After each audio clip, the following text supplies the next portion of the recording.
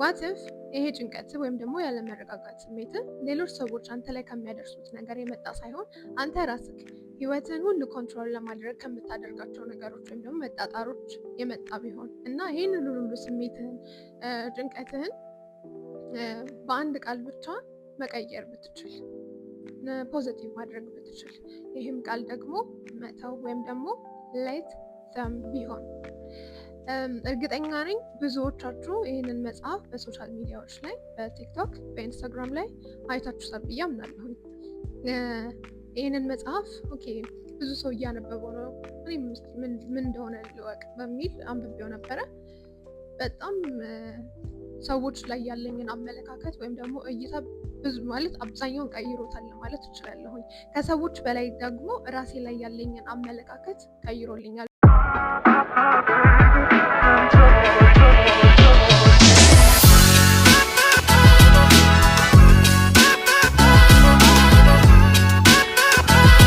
ለምን ይመስላችኋል ሁሌ ሁሉን ነገር ኮንትሮል ማድረግ የምንፈልገው? አንዳንድ ጊዜ አለ ሰዎች ከህይወታችን ሊወጡ እንደሆነ ስናውቅ ከዚህ በፊት ስናደርግላቸው ከነበረው በላይ ስንሰጣቸው ከነበረው ፍቅር በላይ መስጠት እንጀምራለን።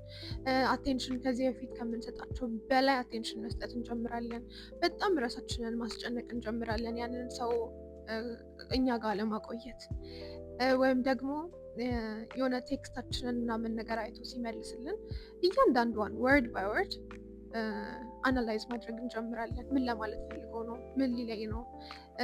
ምን አጥፍቼ ነው ብለን ደግሞ ራሳችንን ብሌም ማድረግ እንጀምራለን። ግን ሰውን እንደዚህ በጣም ተጨንቀን በመያዝ ውስጥ አናቆያቸውም።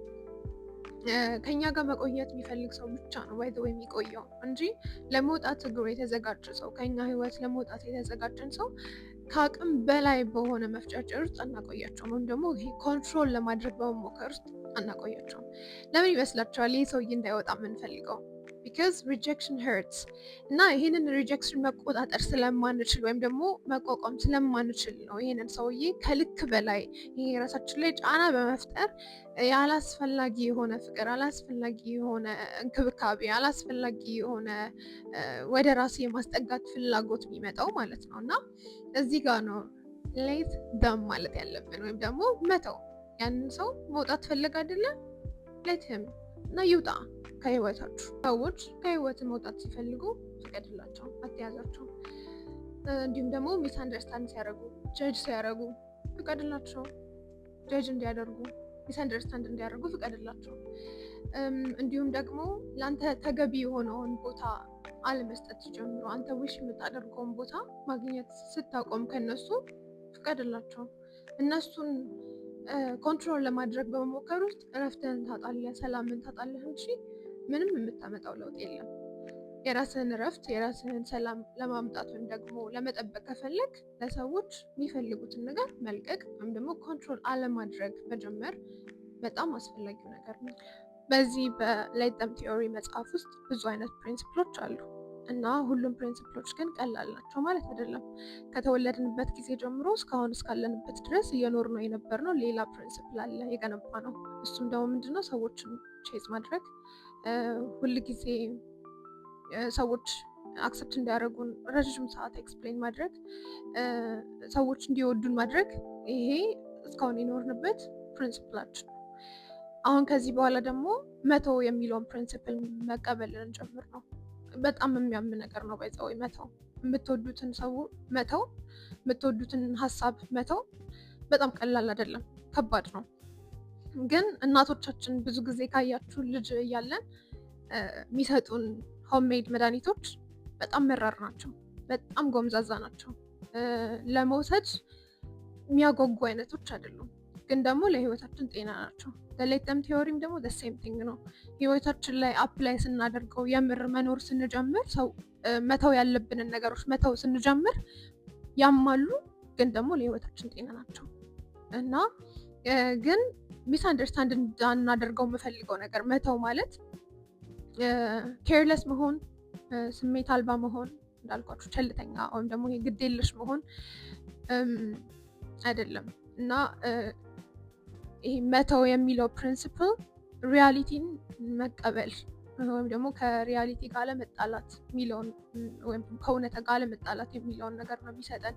አንድ ሰው መቶ ህይወታችን ላይ ሶሪ ዩር ናት ማይ ፕራዮሪቲ ሲለን የዛ ሰውዬ ፕራዮሪቲ እንድንሆን መስራት ሳይሆን ሪያሊቲ መቀበል። በቃ የዚህ ሰውዬ ፕራዮሪቲ አይደለውም፣ ሌትም ፕራዮሪቲ አትሆኝ፣ ችግር የለውም። ሌላው ደግሞ ራሳችንን በጣም የምናደክምበት አላስፈላጊ የሆነ ኤነርጂን ሉዝ የምናደርግበት መንገድ ደግሞ ሁለተኛው ምንድን ነው? ሰዎችን ለመለወጥ መሞከር። እኛ ማይንዳችን ውስጥ ያስቀመጥነው የሳልነው የሆነ ሰው አለ። ያ ሰውዬ እስከሚመጣ ድረስ እነዛ ሰዎችን በማስጨነቅ ፎርስ በማድረግ እነዛ ሰዎች እንዲለወጡ መሞከር ልክ አይደለም። ወይም ደግሞ ይሄን አደርግልሃለሁ፣ ይሄን አድርግ፣ እንደዚህ አይነት ሰው ሁንልኝ ማለት ልክ አይደለም። በቃ አይመጣም። አንድ ሰው በራሱ ፈቅዶ ፈልጎ ያ ነገር ሳይመቸው ቀርቶ ራሱ ካልለወጠው በስተቀር እኛ ፎርስ ስላደረግነው የሰው ልጅ አይለወጥም። ይሄንን የምልበት ደግሞ ምክንያቱ ምንድን ነው? አይደለም እኛ ፍጥሮች ቀርቶ እግዚአብሔር ራሱ በኤደን ገነት ሲያኖረን ይሄኛውን ዛፍ ብላ፣ ይሄንን ዛፍ ባበላ ግን ጥሩ ነው፣ ግን ደግሞ መብላት ከፈለክም ያንተ ፍላጎት ያንተ ምርጫ ነው እና የኛ ምርጫ ውስጥ ኢንተርፌር አያደርግም እግዚአብሔር ራሱ።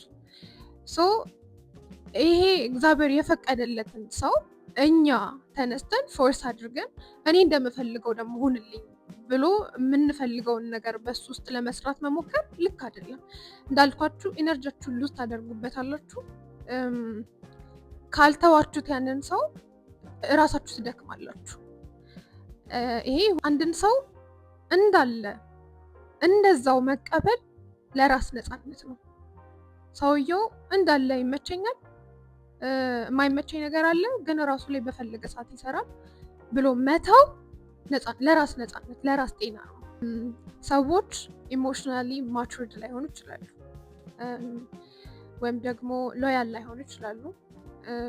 ትሪት የሚያደርጉበት ወይ ደግሞ እኛ እንደምንፈልገው ላይሆን ይችላል። እነዚህ ሰዎች ግን መቀየር አንችልም። ቅድም እንደተነጋገር ነው አንድ መቀየር የምንችለው ነገር ግን እዛ ሰዎች ጋር ምን ያህል መቆየት እንችላለን ነው እኛ ራሳችን። ስለዚህ እነዚህን ሰዎች ኮንትሮል ማድረግ ካልቻለን ራሳችንን ግን ኮንትሮል ማድረግ መጀመር እንችላለን። ያ ማለት እነዛ ሰዎች ምን ያህል እኔን መጉዳት ይችላሉ፣ እስከምን ጊዜ ድረስ፣ ምን ያህል ጊዜ ድረስ ነው እኔ እነሱ ጋር መሆን የምችለው ወይም ደግሞ ለራሴ የምፈቅድለት የሚለውን ነገር ኮንትሮል ማድረግ እንችላለን። ኢነርጂያችሁ ማለት በጣም የከበረ ነገራችሁ ነው። ሶ አንዳንዴ ኔጌቲቭ ወደ ሆነ ነገሮች ሁሉ ፍሎ እንዲያደርግ አትፍቀዱለት። ኢማጂን ህይወታችሁ ምን ያህል የተረጋጋ እንደሚሆን when you stop chasing after everyone like ሁሉን ነገር ስላንቺ ዋጋሽን ለሰዎች ይሄ ነው ዋጋዬ ብሎ ማስረዳት ብታቆሚ፣ ሰው ቴክስት ሲያደርግልን ይሄ ምን ለማለት ፈልጎ ነው፣ ምን ለማለት ፈልጋ ነው ብለን ይሄ አናላይዝ ማድረግ ብናቆም እና ወደ ትክክለኛው መንገድ ብቻ ኤነርጂያችን ፍሎ እንዲያደርግ ብናደርግ በጣም ጤናማ ህይወት ነው የሚኖረን፣ በጣም ጤናማ ህይወት ነው የሚኖረን። እና ይሄ ሪጀክት ላለመደረግ ብለን ኤነርጂያችንን ትክክለኛ ወዳልሆነ ቦታ ላይ ፍሎ ባናደርገው ህይወታችን በእውነት የተረጋጋ ነው የሚሆነው። ሪጀክት መደረግ ሁልጊዜ ሉዝ ከማድረግ ጋር አታያይዙት። እኔም እንደዛ ብዬ ነበረ ማስበው። እውነት ለመናገር ሪጀክት መደረግ ማለት ሉዝ ማድረግ ነው፣ ማጣት ነው ብዬ ነበር ማስበው። ግን ኢትስ ናት። አንዳንዴ ፈጣሪ እኛን ፕሮቴክት የሚያደርግበት ወይ ነው። የሆነን ነገር ስናጣው ፕሮቴክት እንደረጋለን። የኛ ያልሆነ ነገር ነው፣ ሶ አተነዋል፣ ፕሮቴክት እንደረግበታለን በዛ ወይ ነው። እና በጣም የወደድኩት ደግሞ ሌት ሚ የሚለው ፓርት ነው። ሌት ሚ እንደነ ሌት ደም ምናልባት ቀላል ላይሆን ይችላል። ምክንያቱም ብዙ ጊዜ ካያችሁ ለሰዎች እንደምንራራው ለራሳችን አንራራም። ሶ ለሰዎች የፈቀድነውን ያህል ለራሳችን መፍቀድ ትንሽ ሊከብደን ይችላል። ግን ደግሞ ትክክለኛው ጤናማ የሆነን ህይወት ደግሞ ለመኖር ከፈለግን ለራሳችን መፍቀድ አለብን። ሂል እንዳደርግ ለራሴ መፍቀድ፣ የማልፈልጋቸው ቦታዎች ላይ አለመገኘት ከፈለግኩ ለራሴ መፍቀድ፣ እንዲሁም ደግሞ ባውንደሪን ሴት ማድረግ፣ ኖ ማለት መፈልጋቸው ፓርቶች ላይ ኖ ማለት መጀመር፣ ለዛ ደግሞ ለራሴ መፍቀድ። እንዲሁም ቅድም ያልነው አለ ሰዎችን ማይንዳችን ውስጥ ያስቀመጥናቸውን ሰዎች እንዲሆኑልን ፎርስ ማድረግ ሴም ቲንግ እዚህ ጋርም ይሰራል። ያየናቸው ሰዎች አሉ፣ ሶሻል ሚዲያ ላይ ያየናቸው ኢንፍሉዌንሰሮች አሉ። እነሱን ለመሆን ራስን ማስገደድ ልክ አይደለም። ፎርስ ማድረግ ራስን ልክ አይደለም። ራሴን እንድሆን መፍቀድ። ማንንም ማለት እኔ ዩኒክ ነኝ ስፈጠር፣ ከኔ ውጪ እኔን የሚመስል ማንም ሰው አልተፈጠረም። ሶ ለራሴ ራሴን እንድሆን መፍቀድ ህይወቴ ውስጥ ሰላም እንዲኖር ያደርጋል። ህይወታችሁ ውስጥ ሰላም እንዲኖር ያደርጋል። እና ይሄ ቲዮሪ በእውነት ከሌላው ከሁሉም አሁን ካነበብኩላችሁ ከነሌጠም ሁሉ በጣም ትልቁ ለእኔ ዋናው ሀሳብ ነው ብዬ ይዤዋለሁ እሱን ማለት ነው። በመጨረሻም ይህንን መጽሐፍ ካነበብኩ በኋላ የተረዳሁት ነገር ብዙ ጊዜያችንን የምናባክነው ፍቅርን በመፈለግ አቴንሽንን በመፈለግ እንዲሁም ደግሞ ሪስፔክት መደረግን በመፈለግ ውስጥ እንደሆነ ነው። ነገር ግን ትክክለኛ ነገሮች ወደ ህይወታችን ሲመጡ ትግል አይፈልጉም።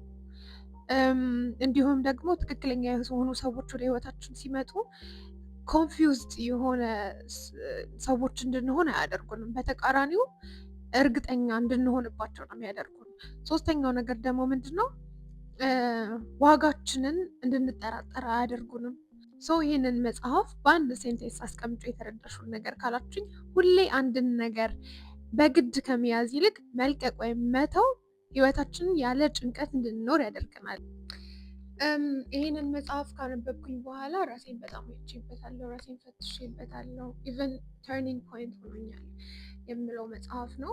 ያላነበባችሁት ሰዎች አንብቡት ፕሊዝ፣ በእውነት ይጠቅማችኋል። ያነበባችሁት ሰዎች ደግሞ እንዴት እንዳያችሁት ኮመንት ሴክሽን ላይ ጻፉልኝ።